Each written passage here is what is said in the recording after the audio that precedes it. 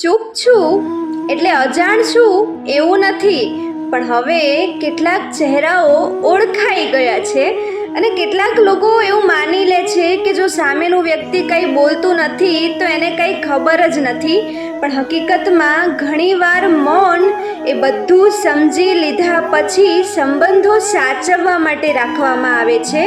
અને ઘણી વખત માણસ તો બધું જ જાણતો હોય છે કે પીઠ પાછળ કોણ શું વાતો કરે છે, કોણ સંબંધના નામે રમતો રમી રહ્યું છે અને કોણ વિશ્વાસનો ફાયદો ઉઠાવી રહ્યું છે, પણ આ બધું જાણવા છતાંય એ કશું બોલતો નથી, કેમ કે દરેક સત્ય જાહેર કરવાની જરૂર નથી હોતી.